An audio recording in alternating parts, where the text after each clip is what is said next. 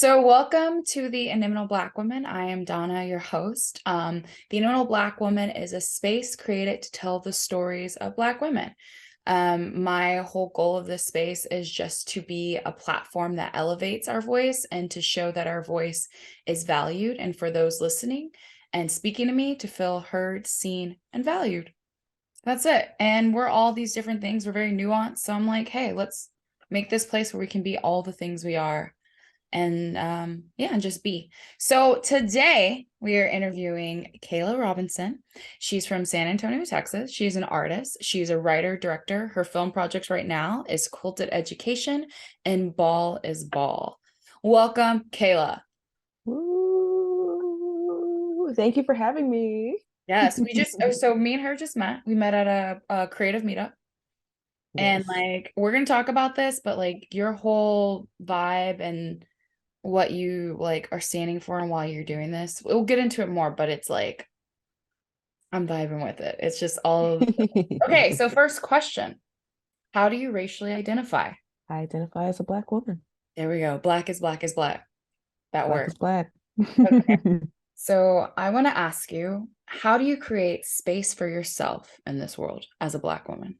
I take it, first and foremost, just recognizing no one's going to give it to me. Um, and I take it by creating those boundaries that um, having my own, like the way I curate my living space. Like I take a lot of pride in my home, in my own living quarters. Like I try to have things that I love always around me. I typically have on a ring from my grandmother, a watch from my mother. Like I'm surrounded by my community at all times. um it's been a long journey to get to this point where I really feel like I'm allowed to have my own space. And a lot of that has just been from, listening to my body and listening to how my body's responding to certain situations, and trusting my discernment and allowing that to guide me. Um, I am in my space at all times. I can create that space at any moment because it is a part of me. Who was your childhood crush? Ooh, I was a Bow Wow gal. Yes, Really? I was a Bow Wow gal, just just don't know all of it. Yes. Yeah. Listen, it was all video effect too when you were bouncing. There were a lot of shoulders in that generation. Do you have a Bow Wow, like your favorite Bow Wow song? Ooh, probably Puppy Love. Okay. Um, which now thinking about, like, that was such a weird video because it was like him and Solange, and she was so much taller than him that it just like Are they the same age? I assume so. I hope so because they I were in that assume video so. together. I Um, assume so. but like he was just so short and she was so tall, so it I didn't. mean, Bow's always gonna be short. Yeah, yeah, yeah. Probably that one, or the icon. Well, bounce with it. Bounce is great. Um, and what I can't even think of. Is it just called? It's not called Lil Bow Wow. The Lil Bow Wow. You just don't know the way No. I move so fast. Take it home. That's what it's called. So, was there a moment in your life where you realized you were Black? Where you're like, I'm a Black woman or I'm Black? Um, I always knew that I was Black. Like it was very much taught in my home. My mother made sure that we knew like the positive history of being Black. Again, kind of going into quilted education a bit, like that quilt is the quilt that she made is a quilt that has 64 different historical Black figures, and each of them were like firsts in their own right, whether it was something in sports, something in civil rights, something in performing arts, but it was all these people. And like that was something that she made when I was in the fourth grade, because she was already teaching Black history and I wanted to learn more. My teacher wasn't going to teach more. Um, but yeah, it was always in our house. Like there's those.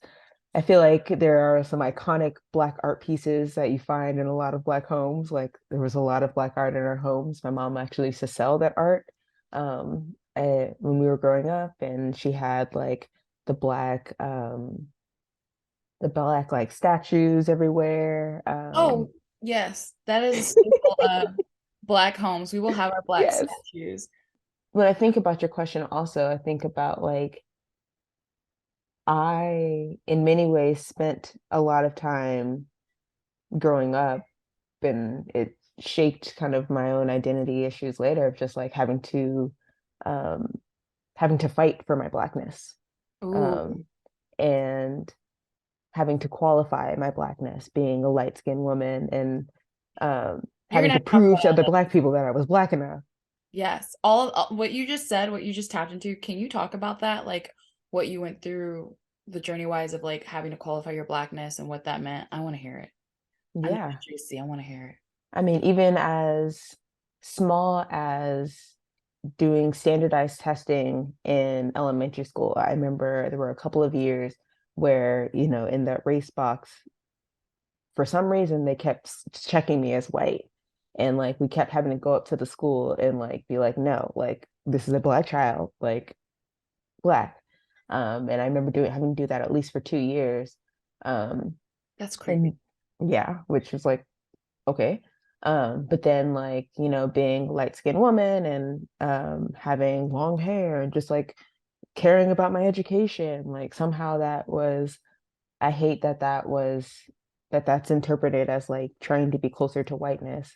And um that was, you know, definitely being teased by some of my classmates about it, and um just really having to, I don't know. There were moments even in like high school where like my senior year was weird in that like I mean, getting into my films a little bit. I Please do. um It's fine. Like to my bring up because it's a part of you.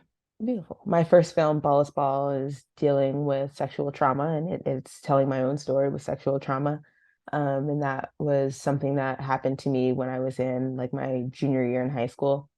And I, after that, had just like cut every person that I was remotely close with out. And so by my senior year, I was kind of just like floating and just kind of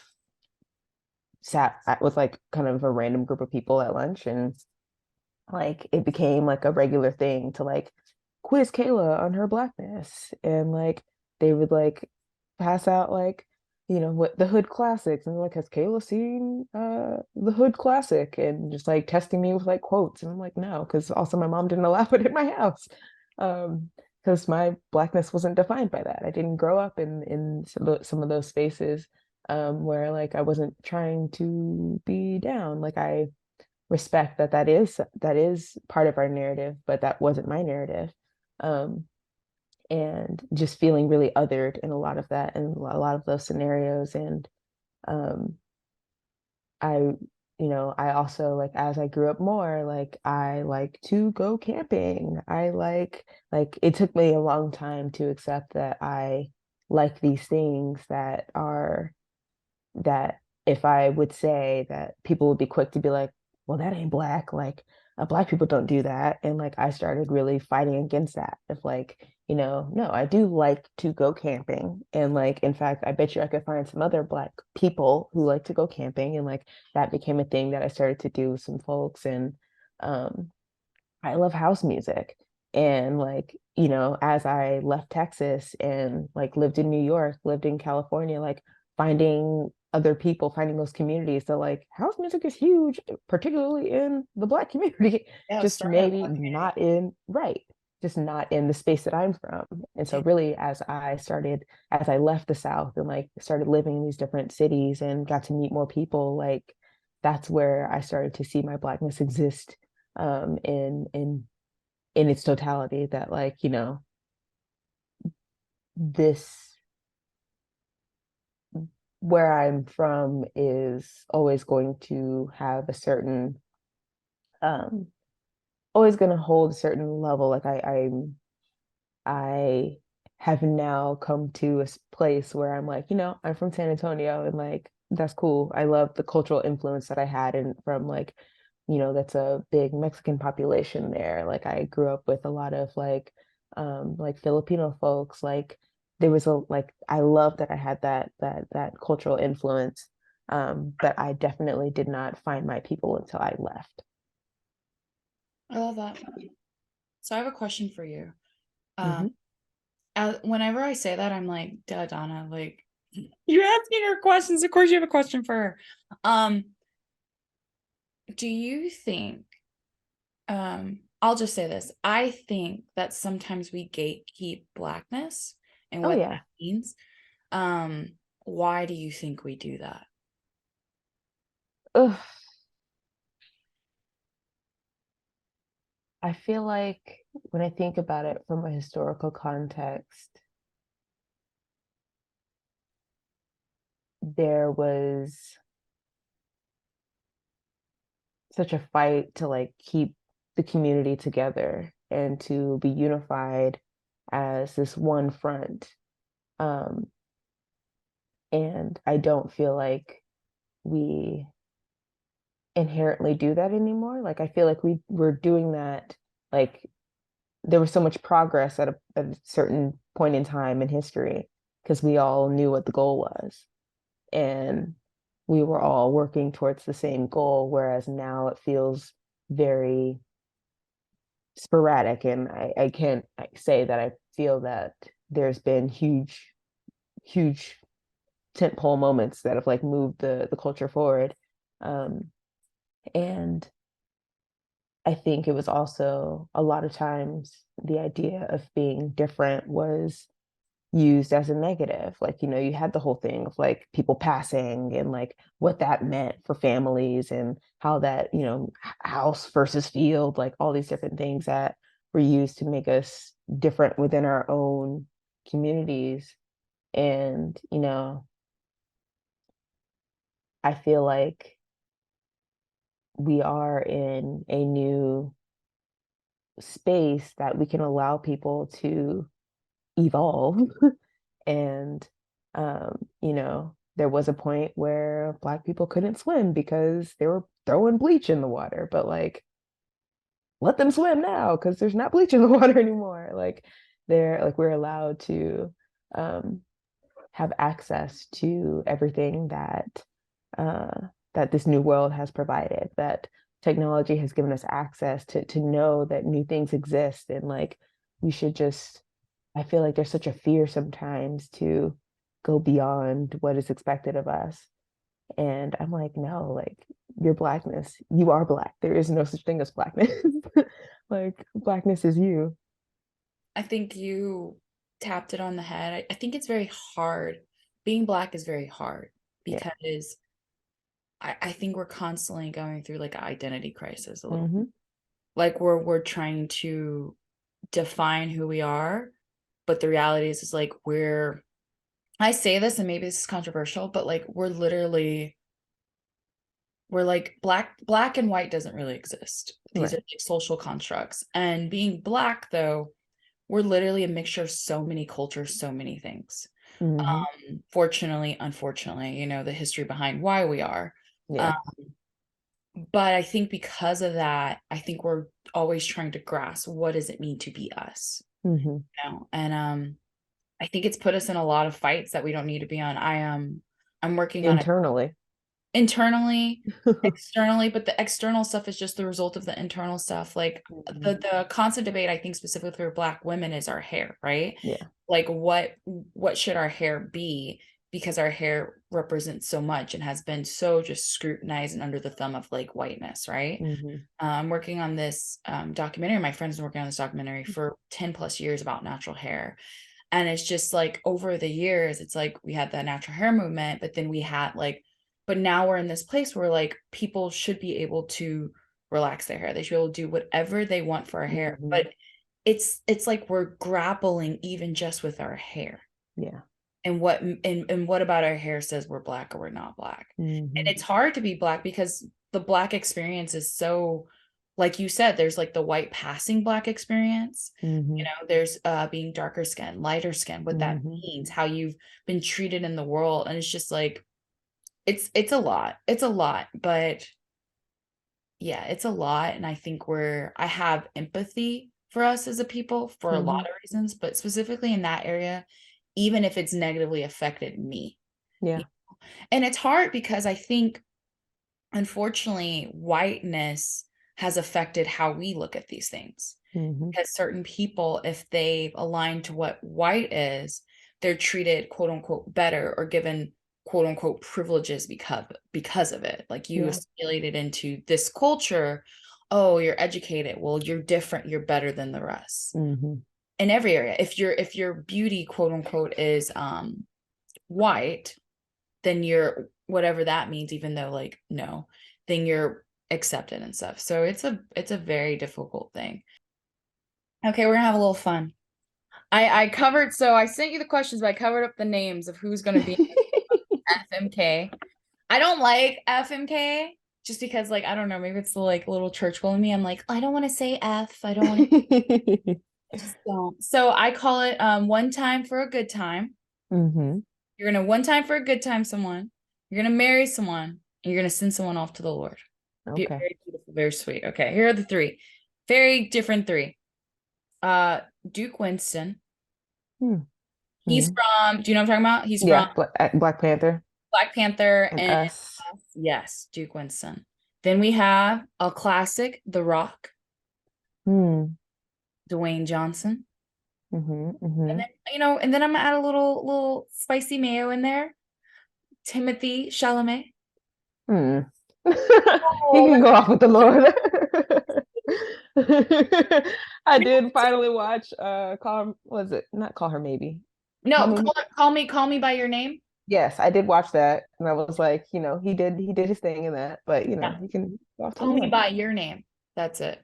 Yes. I haven't seen Beautiful. that, so my friend says that movie is really beautiful. It is beautiful, particularly like the whole like the ending with like just during the credit sequence is even Yeah, just like beautiful. Like he did his thing in that. Respect him as an artist, but I'd see he it. can go off to the Lord. See, now we're getting into my taste. It's something about the like torture kind of creepy artists. I'm like, ooh, shivers up my spine. I kind of like I- it. if without the other two options, I'm like thinking like, Okay, we could switch him out. Who would you like if we could switch him out for a spicy mayo? Who would you throw in the mix? hmm, And it can't be Chris Evans, ah, he which is was everyone's like, oh, not okay, sure. no, nah, not into that one. I feel like what is it? It was hard for me to He, think of ones. the Ones that I like Chris like, debates became a whole thing, and I feel like Chris Evans isn't on my Chris list. who's on this list? Because I'm like, Are you Pratt isn't like the beautiful one, the one that Pine? rose to the top during is he the one that's in Don't Worry, Darling? Yes, he is fine. I think he's the best. I think he's I the better I looking think Chris. I would say yes. I wouldn't disagree with you. Chris Pine is very fine, and he looks Yeah. like a man. Yes. Like Chris Evans looks like a man, but Chris Pine looks like a man and acts like a man. I've That's seen Chris Evans from like Not Another Teen movie, and so he'll forever be that in my head. oh yes. Uh, and so I can't even view him as anything else. I think is well, I think they're like I don't know, something about Chris Pine like getting into his like salt and pepper look. Yes. Like Like Shaggy, he got the yeah. piercing eyes coming through, like And it's a like whole thing. even like he's like he has like a couple of like wrinkles, but he just looks good. Yeah. Yeah, that's Yeah, good. he's Okay, so aging we're gonna well. do Chris Pine, Hmm. The Rock, and Duke Winston. I'll Finding people is probably, hard. When I was huh? picking the names, this is hard because I'm just like, I don't know. Because you're a mix, but you're like, I don't know your type. So we'll see what makes this okay, go. I probably marry The Rock, just thinking financially, I think we're gonna be good. Um, and also, I can inject my filmmaking. He has the whole production space. Like I think Hey, we'd be a building an good creative empire. collaborators, like a good partnership.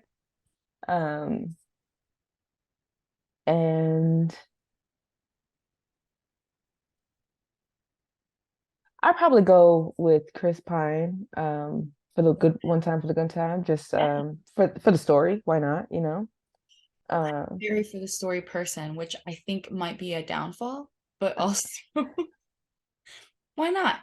yeah. Like I feel like he'd wine and dine me real well. Um, and Duke Winston, I don't want to send him off to the Lord, but that's just kind of where, We're gonna send them off. uh, yeah, I would put a hashtag out, Yeah. RIP. RIP, Duke. and then send them Yeah. up on those elevator steps. Yeah. We just Wakanda forever. yeah, that's That's more it. right. There we go. Which I have not seen yet. Ah. I've seen it, but not because I'm that person. Mm, I more so went and saw it because a friend of mine that I wanted to hang out with had mm, invited me to see it. I really am not like especially with Marvel films, I'm not yeah. like a first night person. But I have been watching a lot of Marvel films because I hadn't watched any of them. So I was like, no, Mm. especially during the pandemic, I was like, this will be a nice. And when I had COVID, I was Oh like, man, watching Marvel films. that'll keep you busy for sure. Yeah, For it a couple definitely. days. Yeah, Mm. it kept me busy because like there's so many and I still haven't gotten through them. But Oh yeah, man. yeah, that's a good strategetic. Yeah. Yeah, I like it. I like Yeah. it. It's fun. So, and you've kind of touched on this, but I mean, I don't know you completely, so I'm not going to assume. But tell me about the event in your life that impacted you the most. Hmm. Um, I would say that yeah, the event that I kind of spoke about a little bit, that my film Ball's Ball is about is sexual assault that I experienced when I was in high school. And it was a situation where I had an older best friend that I um, had lied to my mom to stay at her house with, and we like it was like a freaking Lifetime movie where like we like her mom was out of town and we like pretended like a third person was there and we like pretended that she was her mom and like convinced her that her mom was in town, convinced my mom that my mom was in town, which I'm also like convinced. And I stayed there and we like that friend was in college already and she like brought a bunch of alcohol in. We had this whole like party at her house and one of my male friends who was that friend that was or that guy that was like the kind of gross guy that would like talk about his like sexual encounters all the time and like always had like comments to say about like my body and but you just kind of like brush him off.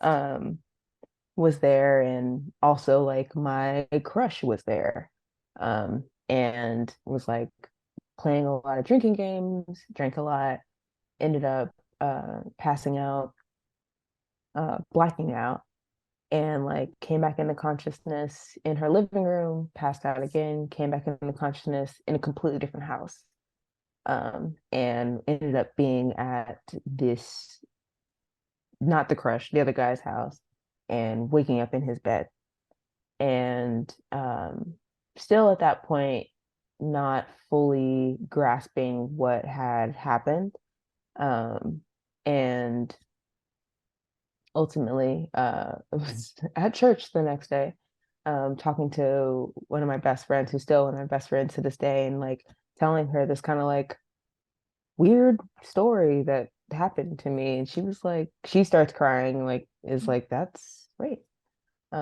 And just the fact that I didn't even know what that was, because to me, like rape was this very like, someone's got a knife to your throat. It was this very like intense thing, and not. And I feel like we see in movies, especially at that time, seeing in movies, or like guys are like plotting around a woman who's passed out, and that especially like 80s movies, like there's so much of that. Um, and to then be like, oh shit, like that did happen to me. And that was a party that was I was surrounded by friends and I felt like the ultimate betrayal that like did nobody see me leave with this person? Like we all know who this guy is and nobody protected me. And that like I shut down for a couple of years after that, like disengaged with everyone, whether they were at that party or not, and just got very robotic of just like, I'm here just to finish school and get out of the city. And that's what I did. I don't really have a whole lot of memories of like ending high school. Like there's, here and there, still just moments that I won't take away from myself, but I definitely shut down. And when I got to college, having to relearn how to be around people and how to make friends with people and how to trust people, um, particularly friends. Like one of the uh, side effects feels like a weird word, but with sexual trauma is promiscuity. And like, so in some ways, like not just having zero boundaries around, my own worth in regard to other people, in regard to men, and having to, over many, many years, having to reestablish my own value, that like what it is for me to presently be in a sexual moment, um, and what it is to just kind of allow friendship to happen and not try to force it and not trying to impress people and how to be myself. Like there was a period of time where someone asked me what I like to do. I could like it brought me to tears because I didn't know. Like what is my favorite song? Like what kind of music do I like to listen to? Like took me into a whole just panic because I just was so disconnected with myself and was just so uh, just on autopilot, if you will. Like the number of times that I had heard someone compare me to a robot uh, was more times than I than I wanted to hear. Um, but I just was moving from a space of like achievement. Achievement gets me to move into new spaces. And so I was just so focused on achieving and not having any type of real connection with myself. And that burned me out. And like just that one moment you see, just it like it took me into all these other Domino spaces. And effect. yeah. And I would say, really, in the last year or so, I've in making that film and um, some other scenarios, but just having like I can finally say that like I feel like I have a grasp of who I am, and returning to Texas, also like getting to know my family because I didn't tell my mom about that situation for a couple of years after it happened, and that broke her heart that I didn't feel like I could talk to her about that. Um, and but coming home like this last year and like reintroducing myself to my family in a way because I left. Like I was like I would come home every now and then for a short period of time, but I was out. Like I just didn't want to be in that space. And but now like spending that time and like relaying my foundation and like having these moments with my mother and having that moment with my grandmother and just like really understanding my value of my own family and the value of my chosen community, and that like I can be safe in my own body. Um I am in control of any environment that I enter. um like yeah. That's beautiful. Thank you for sharing that. Yeah. I really appreciate that. And you probably have seen as you like have gone through with your films and stuff, but that impacts other people who Hmm. maybe aren't comfortable speaking about it, but it helps. Which that was my goal with that film, was to create like it was very healing for me. Like it was like as if it was straight out of my journals for years, like something that I had just ruminated on for years and years and years. And my goal with that film was to create a space that other survivors could see themselves, and for it to also be a part of their healing journeys as well. I'm smiling because I was just about to say on your profile, you say shining light on BIPOC, which is Black, Indigenous, and people of color, and female perspectives to create empathetic connections. Can you talk about that more Hmm. and how that pertains to your vision and your mission? Yeah. Um, I it's interesting because that it took a long time for me to get to that. Like I feel like I was like trying out different things and seeing like how things felt, but that phrasing is the first time that it felt right for me. When I think about how I've moved through the world and thinking about like kind of what I mentioned earlier of being from San Antonio and having that the influence of Mexican culture on me and moving to going to Austin and being in college and having like meeting Nigerian folks for the first time, like being immersed in that culture and moving to New York and having friends that are Haitian or Jamaican and like being in that, coming to California and having friends that from Thailand and like from Pakistan and from all these different cultures. Like I love that that has been my story and getting to know people on a real level beyond just their beyond just the very surface level of like hi how you doing, like actually getting to know their stories and how they have moved through the world because of who they are. Like that has been something that's been so exciting to really understand that like I love that. And I love being able to shine a light on those stories and to and especially coming from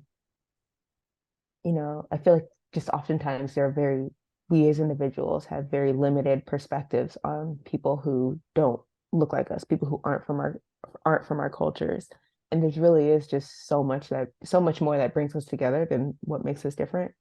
And those are the stories that I want to tell. Like those are the perspectives that, the same rom-com, the same boy meets girl, girl hates guy, they get like those same narrative arcs. Like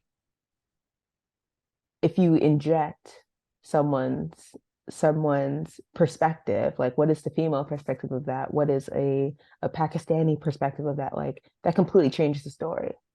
And the way that whiteness has been the lens for so long that like, when you have like the first Black Panther comes out and people are like, oh my gosh, or like the Crazy Rich Asians, just like people finally seeing themselves, Yeah. um, and it not being about appeasing a white lens. Like I think it's so beautiful that I'm so happy that more of these stories and perspectives are coming to light, and like I want to be a part of that. Um, and something that is very important to me to cultivate spaces where people feel comfortable to be their full selves. Yeah. And film is one way that I'm doing that. Yes, I love that. We're very similar in that sense. Because I am a filmmaker and like, filmmaking is it's a process. Yeah. So it's like with the podcast, I was like, well, how can I jump into doing those things? And it's like just start telling our stories, start Yeah. talking to us and like reflecting that out because like we're amazing. So, what is something that you do that people might find strange? I will say that like one of the things that I do and that I also notice in kids is like, sometimes like kids will just be like la la la la la la la la la. Like I'm like, it's so freeing just to like hear your like to feel your own voice coming out of your body. Um, and like, especially when you think about like, at least for me, like having worked in like corporate spaces and like having felt like my own voice be repressed, whether that is, actively against me or me actively to myself, like sometimes just like remembering that like my voice is present, my voice is there. Like sometimes I just be like la la, la. Just like making sounds just to feel the vibrations and just remind myself that I can. I love it. Just yelling, just speaking out, Yes, but just no hearing words. my own Just voice. yeah, yeah, yeah, yeah. Yeah. Yeah. Yeah, that's free. How long were you in corporate? For 7 years. Ooh. Yeah, I know, I Black women went. corporate. Yeah, I just quit my corporate job last year. How is that being Black in that space? Hmm. So there's actually a story I want to tell about it because I was at two different companies, and both of those companies I entered through diversity initiatives. And I feel like that is a unique experience. But part of that, one of the things that comes from that, I will say, is there's already entering the corporate space feeling like the imposter syndrome that comes from that period. But I feel like when you enter through a diversity initiative in particular, it's that much more intense that you feel like you have to overwork to prove yourself that you weren't there just because of this. Yes. And I found myself, and when I talked to other people in my cohort, that like we were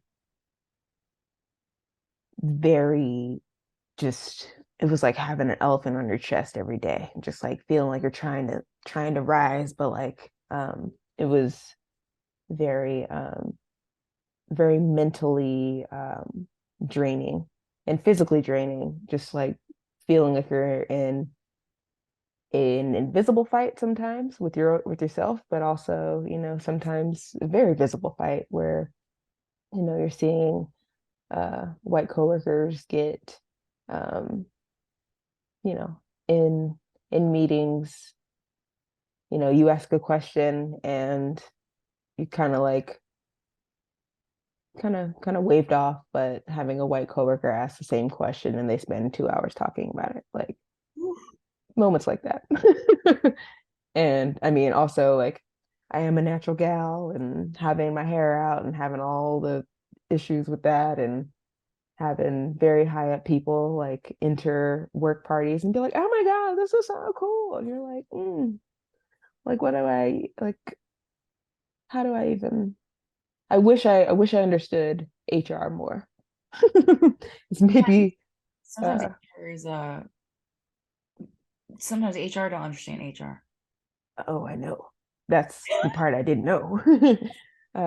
And but yeah, there's a lot of like, get a lot of microaggressions and there's also macroaggressions, but it was overall very stressful. And I think something for me was I felt very one foot out the door Mhm. my entire corporate career. Because one because I had burnt myself out before I even started. Like I was going so hard in college, doing all the programs. I was constantly flying to New York for things, and like my background's in advertising, and that's like the hub. And so I was constantly going to New York, just burning myself out. And then when I finally graduated, I was like, ooh, like, do I even want to do this? Like, but I've put so much work into this. And but not knowing what other option existed for me. And so spending a lot of time with my foot in the door and, working at really great companies, but still being like, oh, but do I want to be here? Like, am I trying to move up this ladder? I don't know. And so I think a lot of times when I do think about some of the issues that I may have had in the corporate space, I would say my biggest issue was like, you know, not knowing how to navigate it because me not knowing if I wanted to even be there. Um, and so, could I have uh, moved a little differently if I like knew I was trying to like get to the next level and that kind of thing. But, you know, you live and learn a lot by doing things you don't want to Yeah, yeah. do. So, with that said, I want to ask the question, in what spaces do you feel most seen, heard, and valued? Mm,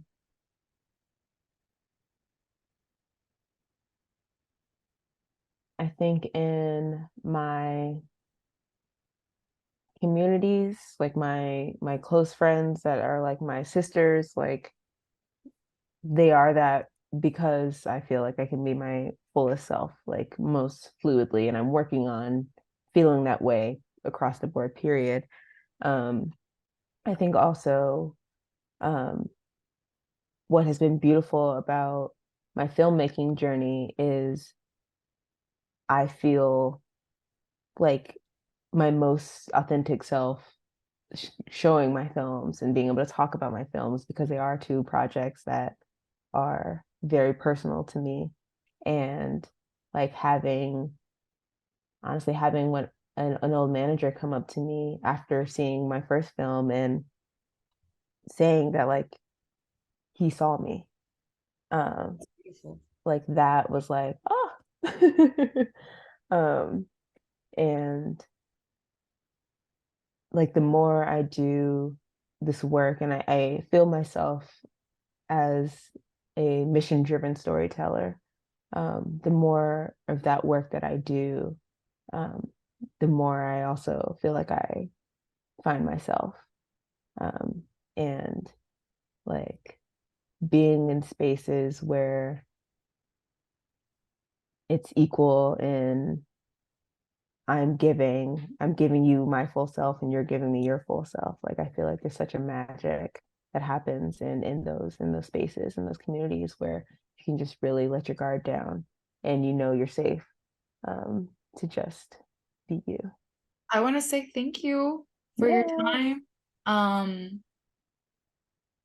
yeah, quick, I'm gonna throw this one in there. If you had the Hmm. attention of the entire world, what would you say? If I had the attention of the entire world, Yep, what would you say? ooh, mm-mm-mm. Black women are the best. I like that. I heard that. Period. And where can people Believe it. find you? You can find me on my socials, Instagram, Twitter, both Kayla Ray, Kaylorray. My portfolio, see my work, is kayla-robinson.com. Um, yeah, that feels like the bulk of That is it. it.